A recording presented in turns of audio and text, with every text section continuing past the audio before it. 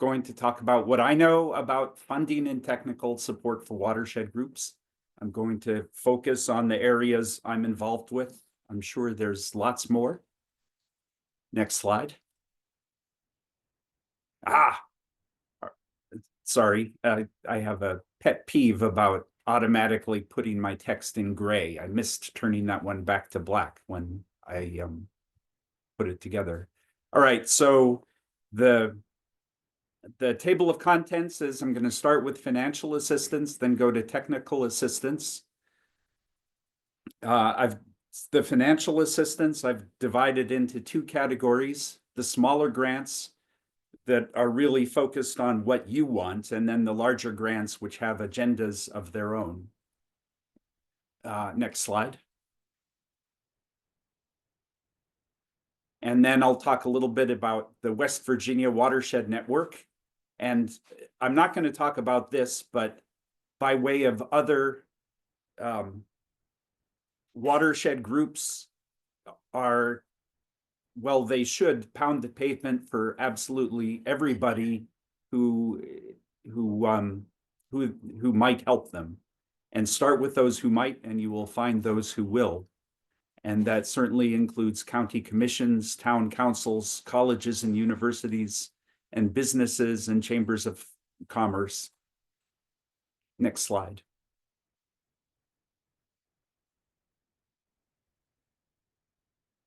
Okay, as I mentioned, small grants often focus on your own agenda, what you want to do. You may think it's the most important thing in the world to do a trash cleanup or a festival or signage that may be educational, or it may be for a trash cleanup or something.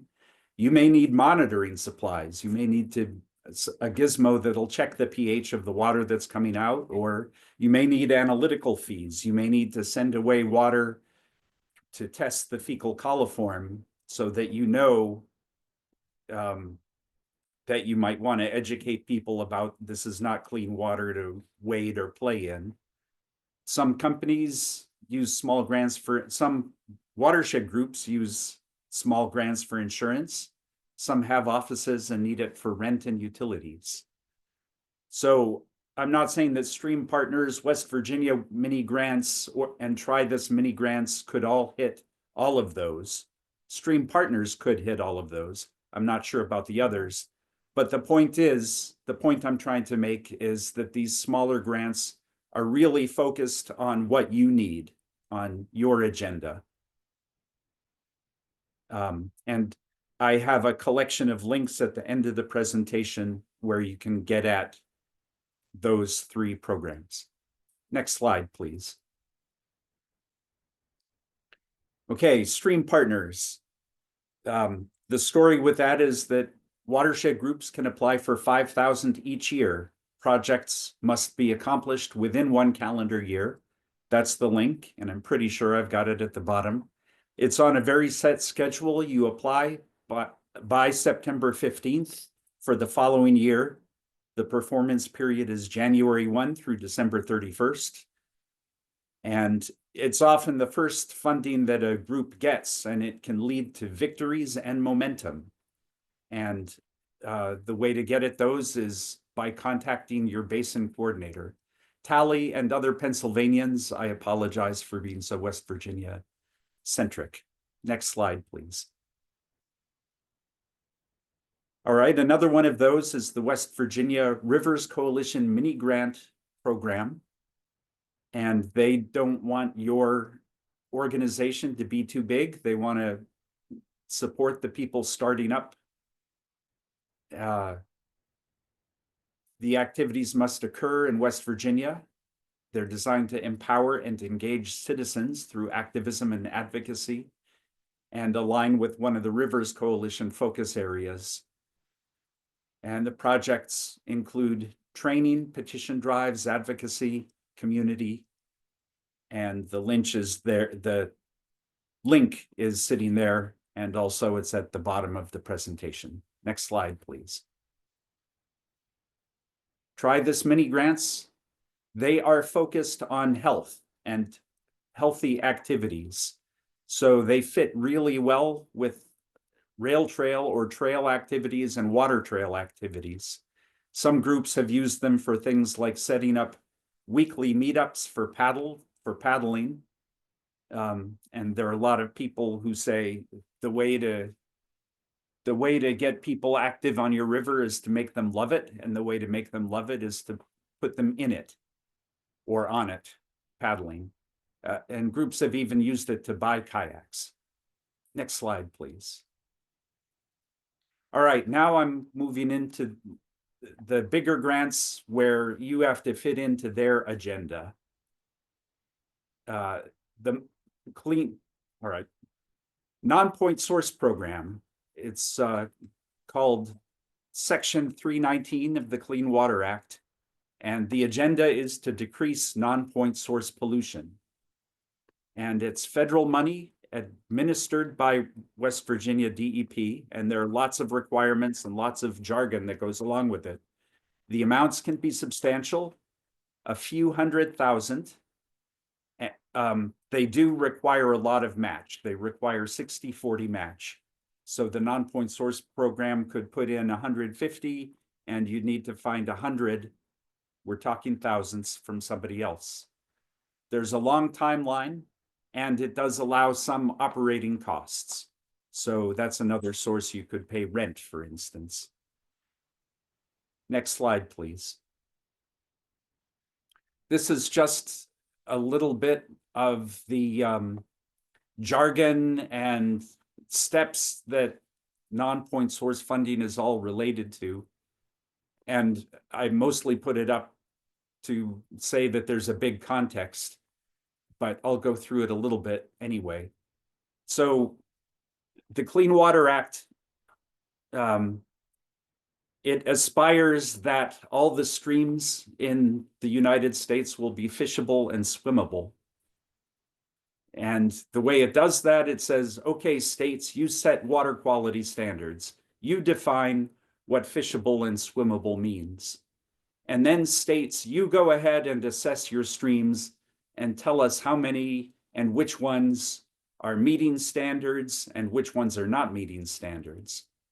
The EPA compiles this in what's known as the 303D list, or the list of impaired streams.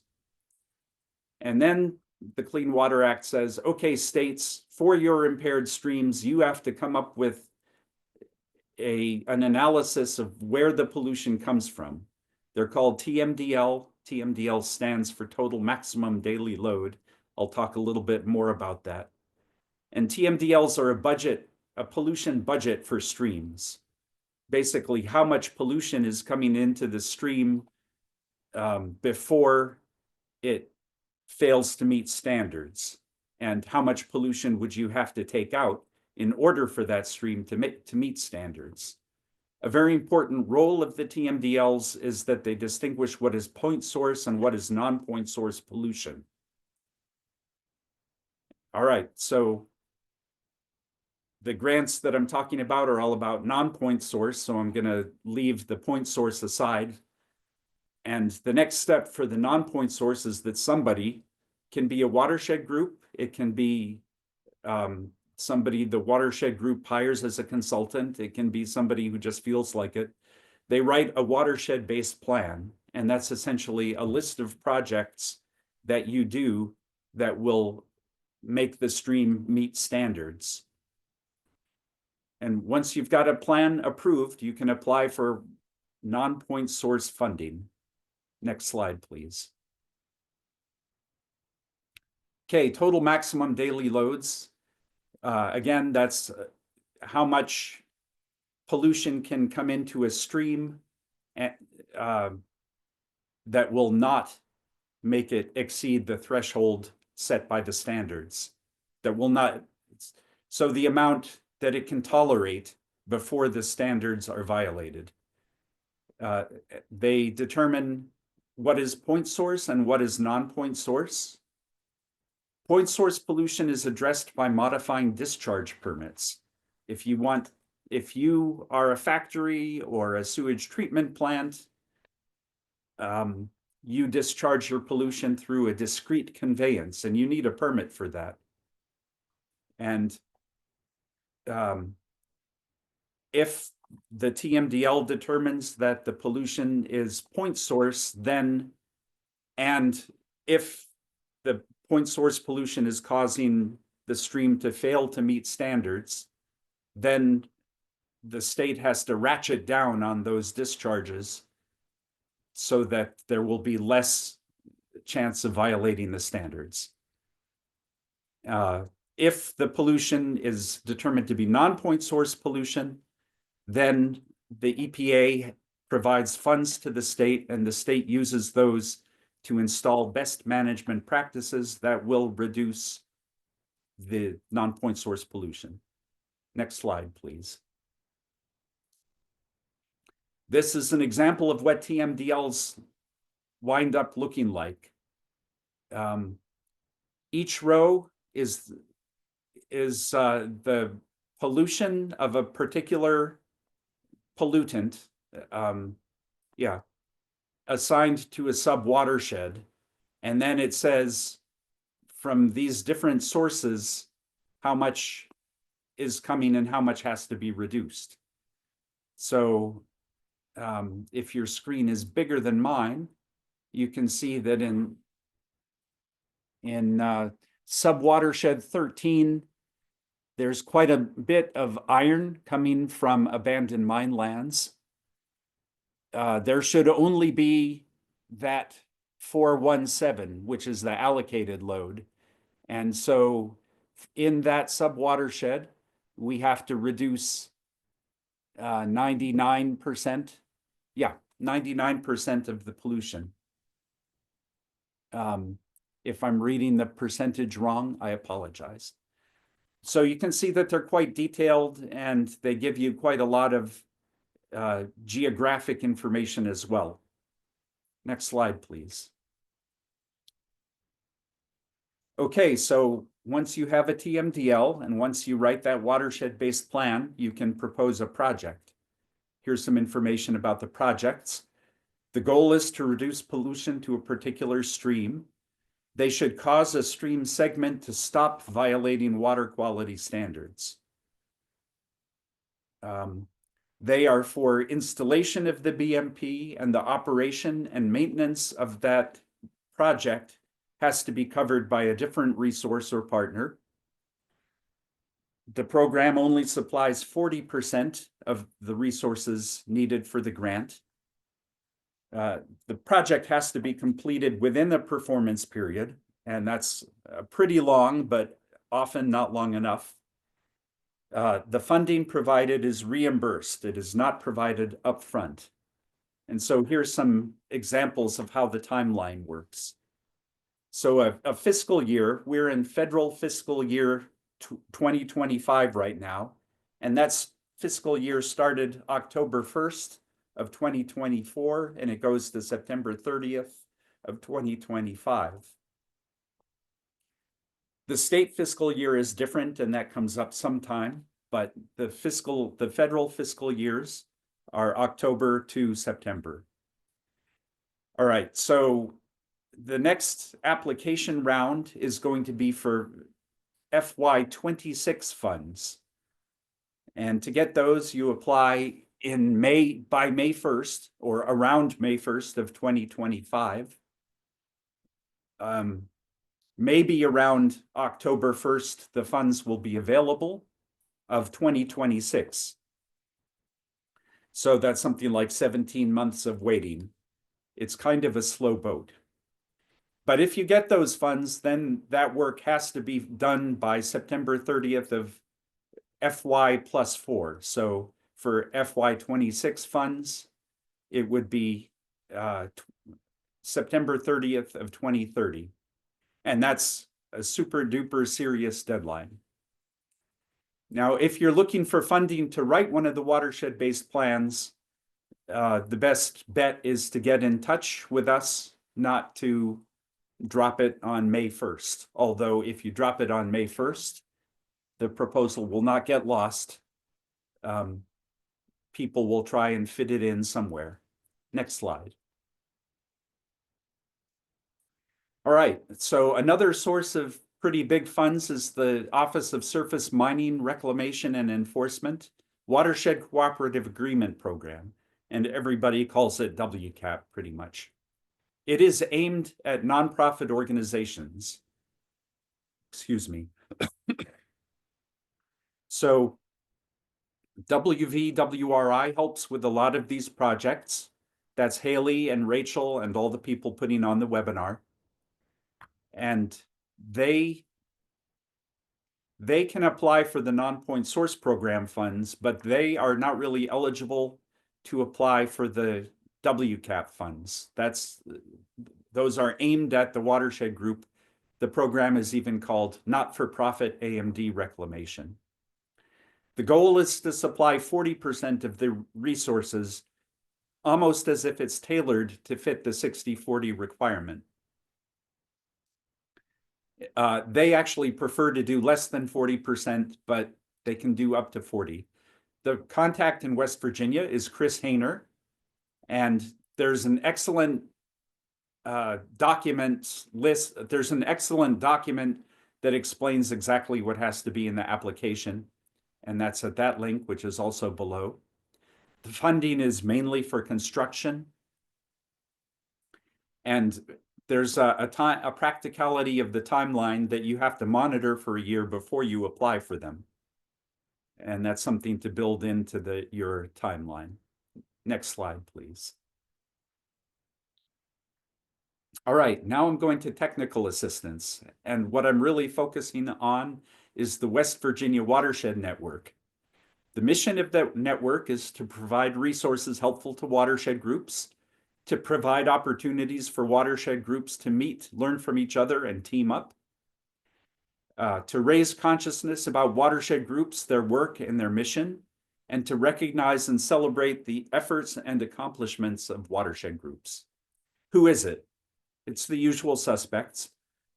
Us in the DEP in the Watershed Improvement Branch, the West Virginia Rivers Coalition, West Virginia Conservation Agency, WVU Center for Resilient Communities, the Office of Surface Mining, Reclamation, and Enforcement, the Natural Resources Conservation Agency, and Friends of the Cheat is doing some work on it as well. Next slide, please. These are some of the offerings. The West Virginia Watershed Symposium, save the date, it's October 17th and 18th at Battler's Knob right near Philippi, West Virginia. The WaterNet newsletter, there's a link here and also below to subscribe to it. There are monthly virtual watershed social hours. And if you want to be on that list, please email me. There is the Watershed Improvement Branch calendar. It has events, workshops, some grant deadlines, and lots of good information, cleanups as well. There are occasional mailbag emails with lists of events, workshops, and grant opportunities. There's Project WET, which is a connection with educational resources, especially for organizing water festivals, which are county-wide gatherings of fifth graders where they run through a dozen stations or so and learn something different about water at each one. And then there's somebody whose job it is to teach how to monitor, how to get good documented results for watershed monitoring at whatever level you are at. And Callie Sams is the contact for that. Next slide, please. All right, this is how we divide the state up for our basin coordinators. North, where I am, Potomac, this gray, that basin coordinator position is currently vacant. The West, which is this brown area, and that's Tommy Bergstrom's area. And the South, where on Monday, Bella Hubbard will be the basin coordinator. She is new. Next slide, please. And this slide and the final slide, which I think you all will make available, is a compilation of the links I had scattered through. And that's all I have to say.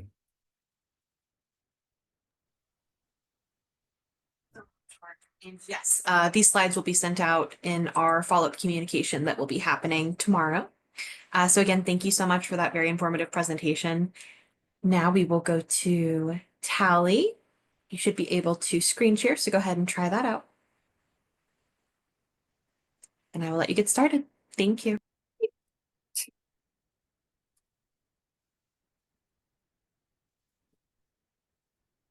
I don't have the little thing around it. Are you seeing the Powers homepage Yes. website? Okay, sorry. Usually there's a little border around it, but I don't see it. Maybe that only works with PowerPoint. Hi everyone. I'm Tali MacArthur. There were definitely some names that I recognized there in the gallery when that was showing. So hello again to some of you that I already know, and if there's a few folks I don't know, thanks for joining. I am a senior program manager with the Pennsylvania Organization for Watersheds and Rivers. It is an affiliate organization of PEC, the Pennsylvania Environmental Council. PEC is a statewide nonprofit, environmental nonprofit organization with a number of different sort of priority areas, which focus generally around outdoor recreation. So multi-use walking, hiking, biking trails, gravel, biking trails, water trails, which I'll share a little bit about later. So those are kind of our focus areas for outdoor recreation. And we try to advance that through convening partners and closing trail gaps and promoting opportunities to get out there and enjoy Pennsylvania's remarkable outdoor recreation assets. PEC also has a focus on water quality, watershed conservation. And we do that through the administration of power.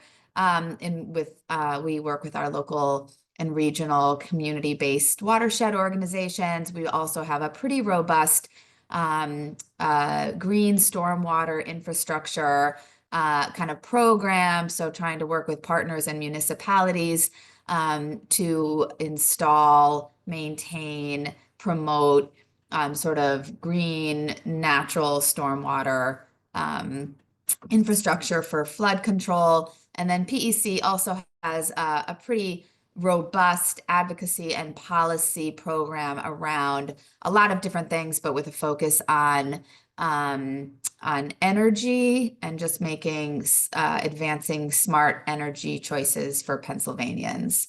But I'm going to focus mostly on power.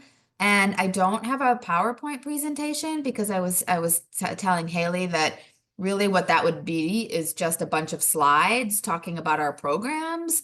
And so I wanted to just kind of share our programs, our technical assistance, and some of the other things that we do by kind of walking you through our website. And I know that might sound a little sort of remedial, like who can't open a website and poke around, but it really summarizes, who Power is, what we do, how you find our information, the programs that we have. And it just didn't make a lot of sense to pull that into a PowerPoint presentation. So our website is pretty easy to get to, pawatersheds.org will get you there. If you're more into the recreation side of things and you want to check out our water trail program, that's pawatertrails.org. And I'll pull that up and talk about that just a tiny bit for those of you that are kind of looking for ways and interesting approaches to sort of linking, reconnecting folks and advancing stewardship of our outdoor spaces through recreational opportunities. We have our Secretary of the Department of Conservation and Natural Resources has a tendency to say out loud that recreation is the gateway drug to stewardship.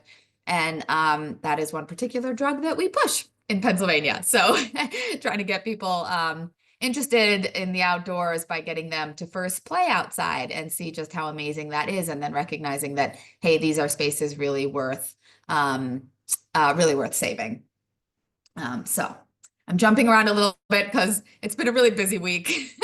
This whole presentation sort of surprised me. I forgot that I was even tapped for showing up this morning. So bear with me a little bit. But basically, Power promotes and supports our watershed organization work through a lot of education, training, outreach, and networking. We really think that that's kind of where the magic is. We want to share with you what we know, what we've learned, the opportunities that I've had to travel the state and meet people and go to conferences. I know that I'm extremely lucky that that's part of my work, and not everyone has that opportunity. So one of my main jobs is to go out there and listen for new ideas and new programs and new projects and new ways to connect with community members, to engage them, and then bring that back to our Pennsylvania organizations, either by inviting subject matter experts to present on those things, or doing a little bit of training and outreach myself. And then we try to also have those events be opportunities for networking. So we try to avoid just the one-way kind of download of information, but really have opportunities for conversation and discussion and exploring those topics, and even some new approaches to even taking an idea from just talking about it to actually creating an action group around that. And I'll talk about that in a few minutes. That's not even on our website yet. It's so brand new.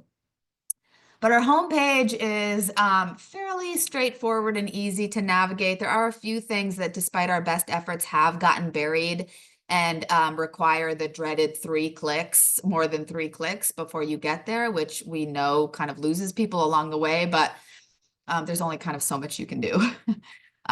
So as you scroll down, so many things on here are clickable. We try to keep some of the things up to date. Our homepage will change based on like what's happening right now. So at the moment, for example, our Sojourn mini grant application program is open. And like Martin was saying, his program having to be so West Virginia focused, Power is funded primarily by the Department of Conservation and Natural Resources in Pennsylvania, and they have very strict rules about where that funding can go and who it can benefit. And those are really, despite the fact that watersheds do not follow political boundaries, our funding sources, unfortunately, for the most part, do. But we have Sojourn mini grants that are open right now. And basically, DCNR gives us a big old chunk of money, and we divide it up into smaller, more accessible grants. And those are used for, again, getting back to the recreation element of things, those are used for paddling adventures on waterways in Pennsylvania, though each one of those projects has to have an educational component.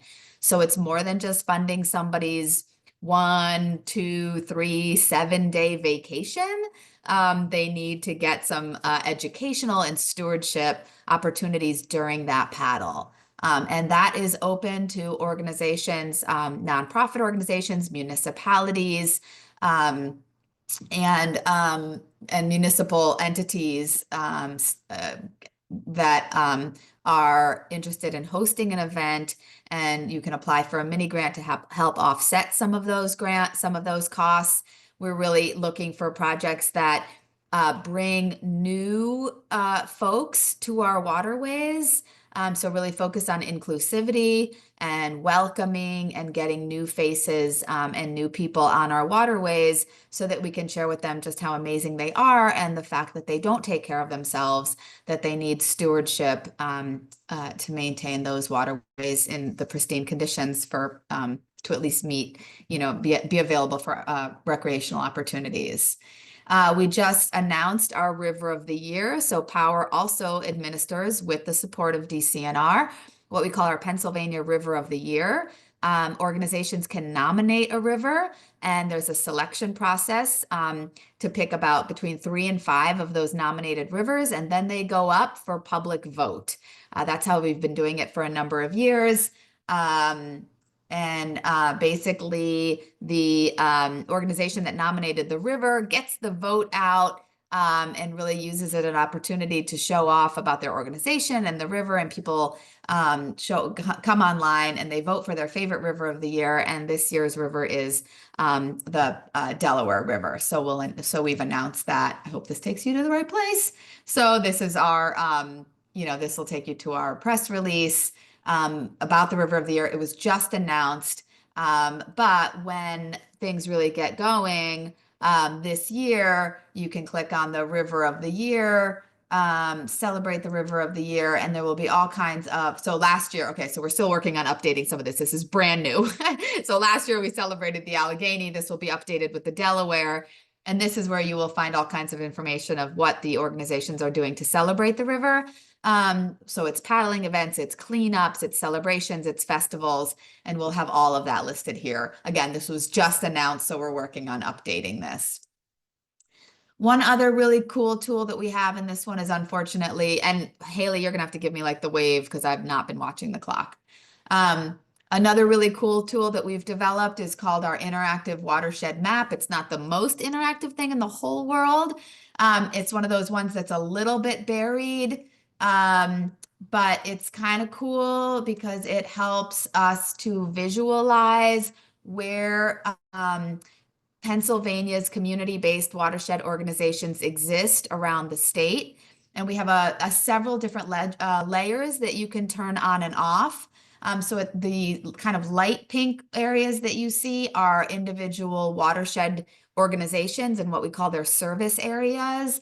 The yellow colors are what we call sort of our alliances. So the Washington County Watershed Alliance appears in yellow, and it's an alliance of all the watershed organizations in Washington County. We have a similar thing in York County and I think Adams County. We also have a Lehigh Valley coalition of individual watershed organizations. But you can turn on a couple other layers so you can see where a watershed organization aligns with our designated water trails. We are doing a lot of work in the world of acid mine drainage remediation.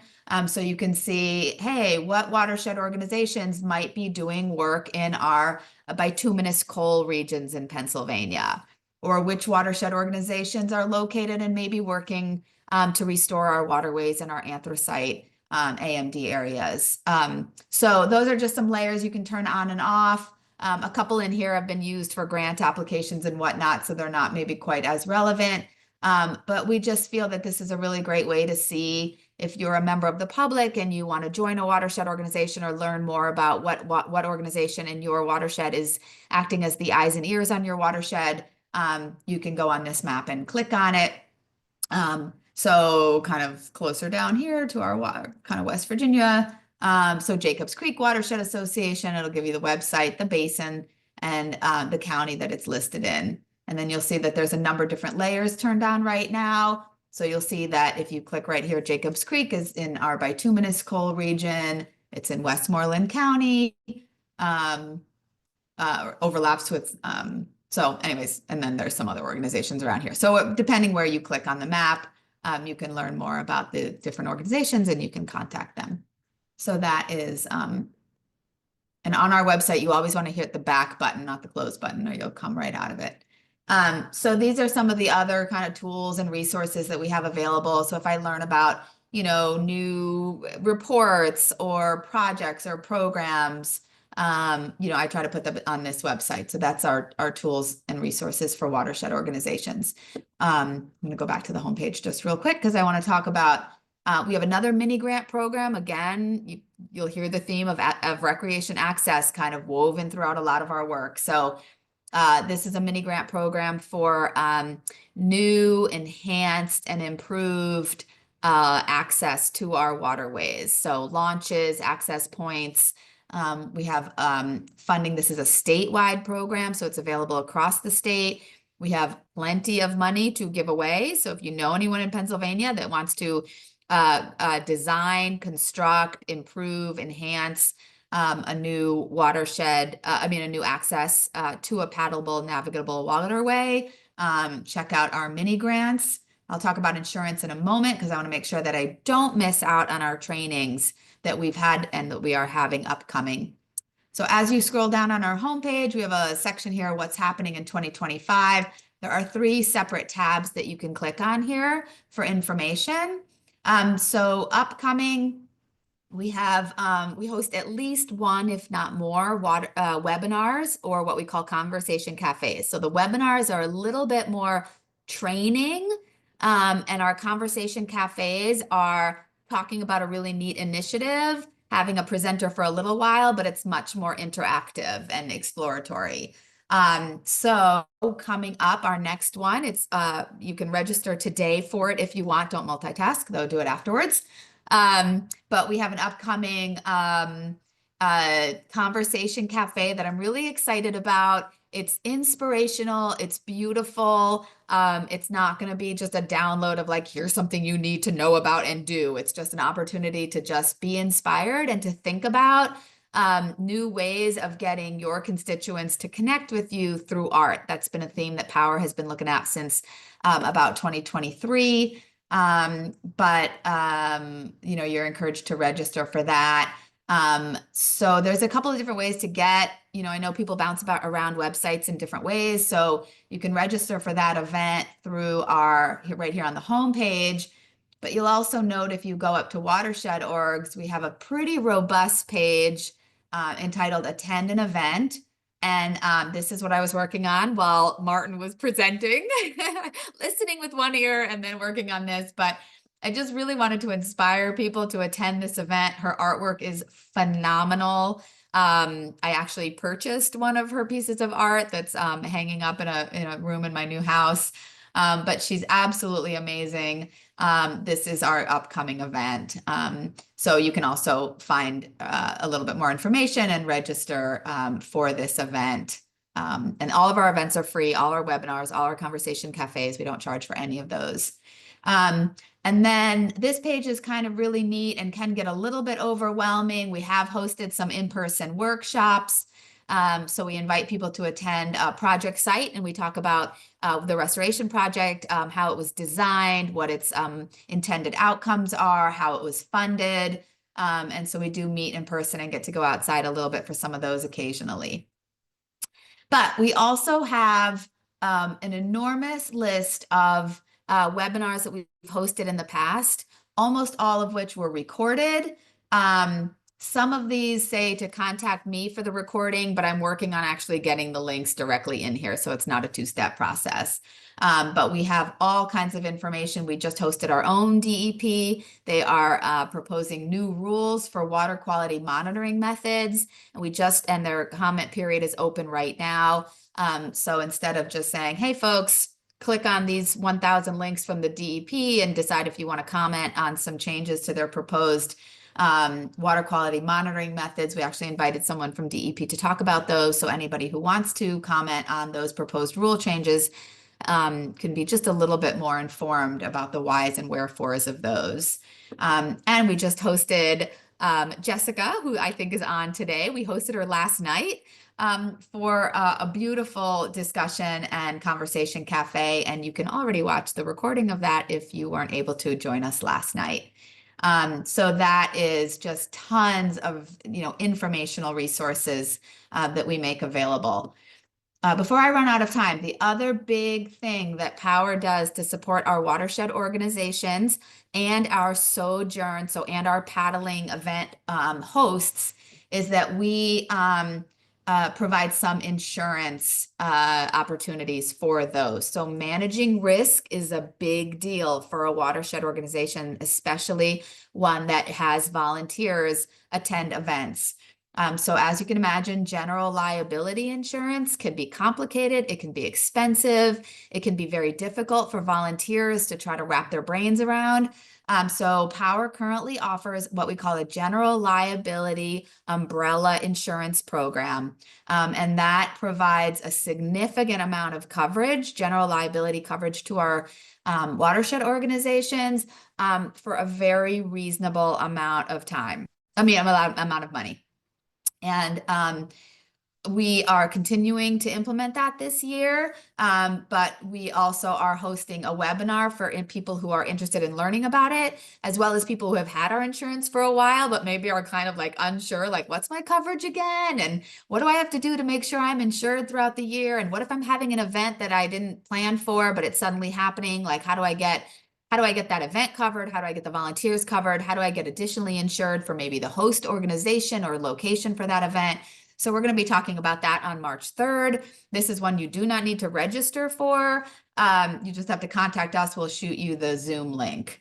We've also sent that information out if you're on our listserv via a newsletter where you can just click on the link. We want to be a little careful about just sharing Zoom links all over the place so that I don't know if it still happens, right? Zoom bombing.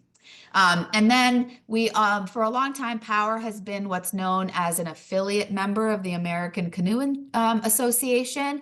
And those of you who have hosted sojourns were able to get your insurance through us for various reasons, a lot of them having to do with capacity and admin costs of that. We're not doing that anymore, but we don't leave our partners out there hanging dry. So we are hosting a webinar to teach people how they themselves can partner directly with the American Canoe Association to get those in water events sufficiently covered with insurance. The general liability program does not cover you if you have people in boats cleaning up trash or if you have people in boats paddling. That is insurance that you need to get separately, either through the American Canoe Association or someone else.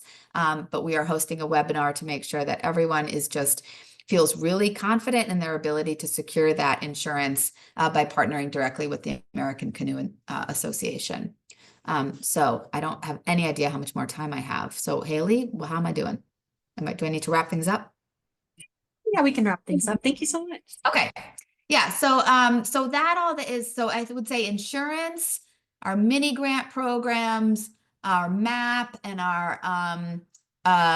our trainings are really where it's at. The final thing I'll say super quick is that we do have a calendar of events that we try our very best to keep up to date. And the cool thing is that any organization that is looking to celebrate, host, promote, get volunteers, you can actually submit an event to our calendar. I get an email, and as long as it's relevant to our work, I cannot figure out how to get people from botting me with all kinds of crazy events. But as long as I see that it's relevant, I will approve it, and then your event goes up on our calendar of events. That used to be a perk just for members of POWER, but our membership program is kind of like, bleh. So that is now a perk for anybody that wants to post an event there. Just you can do so, and I get an email, and if it looks relevant and interesting, it'll be up there. So other than that, I will kind of wrap it up. But clicking around, you can, you'll find pretty much everything we're doing. We try our best to keep this up to date. We don't have a lot of staff ourselves, so sometimes, as you saw with the River of the Year, it takes us a little while. But we do our best at least to get our trainings up there. And if we have grants and mini grants open, they are definitely up there on time. So thanks for your attention and interest. And I will stop share. Thank you so much, Tali. I did put a link to the website that we just got to see in the chat. That will also be sent out later tomorrow with our follow-up email materials. So thank you so much. And we will turn things over to Rachel. Haley. Share my screen. Are you seeing the PowerPoint home slide? Yes. Okay, thanks. For those of you who don't know me, my name is Rachel Spirnak, and I'm a water research project manager here at the West Virginia Water Research Institute, which is housed at WVU. And for those of you who might not know, Three Rivers Quest is a program of the Water Research Institute. So I am both with 3RQ and with WRI. And we had intended for today's webinar to highlight outside organizations and technical assistance providers, but as Haley mentioned, one of our federal speakers was no longer able to present. So I took this opportunity to fill in and talk about some of the resources that we have at Three Rivers Quest. Most of my presentation will be about the GAPS assistance program, but before I started, I did want to just give an overview of what we can help watershed groups with at 3RQ. So when in doubt, feel free to reach out to any of us. And if it's an issue that we can't help you with, we strive to connect people. So we have a lot of partnerships with other universities, with other federal and state agencies in Pennsylvania and West Virginia, and also with other watershed groups. So we might, similar to Tali, we try to keep updated on interesting programs and projects, and we try to make those connections. If you missed the first webinar, we spoke about our Common Waters initiative, which strives to connect more watershed groups with students, especially at West Virginia University, to accomplish, volunteer tasks that might be a little bit more in depth, whether they're research projects or outreach tasks. So if you missed that webinar, definitely go check that out to learn about the Common Waters program. And I think the last thing I'll say is that we have a e-newsletter that goes out every other week, where we do include grant opportunities. We also include relevant news happening in the Ohio River Basin. And if somebody, maybe Amaya or Haley, could put the link to sign up for Rivers Run Through This, our webinar, in the chat, I would appreciate it. Thank you. Okay, so the GAPS Assistance Program is technical and financial assistance to watershed groups. And this is a newer program of ours that started in 2023. And you can see that in 2024, we also expanded this to include small colleges and universities. Our 2025 program is still under development. We're actually currently writing our grant proposal to hopefully continue this program. So keep an eye out for updates from us about 2025 openings. But the general goal of this program is to fill a gap in funding or technical assistance to prepare for federal, state, or private grants that lead to restoration projects. So we're really looking to leverage these projects to actually implement restoration projects in the future. And they're geared mainly towards non-point source pollution, including acid mine drainage and sedimentation. But I do have a list of projects towards the end of the presentation that have been funded, and you can see that some don't clearly fit into that, and that's okay too. And since Martin presented first, he gave a really great overview of one example of the 319 program, which is a program that he mentioned requires a year of data collection before you can apply for it. So the GAPS program is really great for grants like the 319 program that require you to collect data before applying, or even if they don't require it, the data might really help you beef up your grant application. It might really help you develop your budget, especially if it's something like acid mine drainage. If you don't know the volume of water that you're dealing with or what the water quality is like, it's really hard to guess how much it would cost to put in a treatment system there. So that's really where we hoped that GAPS would fit in. And our services available, and they will vary greatly between different watershed groups, capacities, and different types of projects. But some examples of our direct services that we could help with include field assistance or training volunteers. That can include collecting samples, collecting other field readings like flow measurements, or even installing and managing in-stream data loggers. We could also coordinate with the analytical laboratory to submit samples, receive the results, and directly pay them through 3RQ.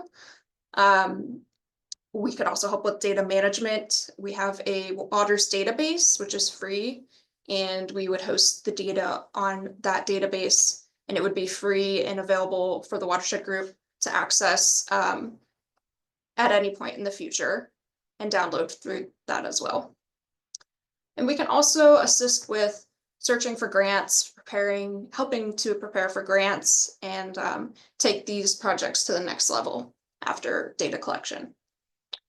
Funding is also available. If say your watershed group has a sufficient staff, you just need the money, that's okay too. We can pay for analytical costs, some equipment and supplies, travel, things like that. In the past, our maximum ask was $10,000, but like I said, we're still working on this year's program, so I'm not sure what that would be. Some additional benefits of being involved with this program, if you're successful, would be, like I said, we will upload the data to the Waters database for long-term storage. And through that is also published online for the public to see through our interactive maps that we have. We also, like I said, really like to facilitate connections. So we hope that by being involved in your project, we could really leverage some connections that we have. So we don't just like to hand out money and, you know, not hear back from you. We really like to be involved as much as you would like us to be. To be eligible for this program, your work needs to be done in the Monongahela River Basin, Allegheny River Basin, or in these southwestern Pennsylvania counties that are highlighted. So anywhere that is pink on this map would be eligible. And I think this map is also on our website.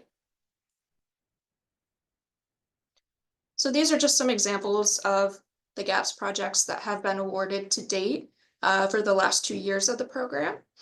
And if you attended the previous webinar, you heard from a few of these recipients and you learned about their projects. So again, if you missed that webinar, I encourage you to learn more through that. We also have a few story maps developed for some of these projects, and some of those are really great. I think Erin's on the call with Upstream Pittsburgh, who did the 9 Mile Run Commercial Street project. In-house, we developed the story map for the Houston Ballfield study. So that's another benefit, is we will promote and tell the story of your project if you would like us to. I have a link at the bottom of this page to our website page that talks about the GAPS program specifically, and you can find the story maps through that as well. Okay, and with that, I do actually have a link to our e-newsletter if you missed it in the chat, and our social media and website to learn more.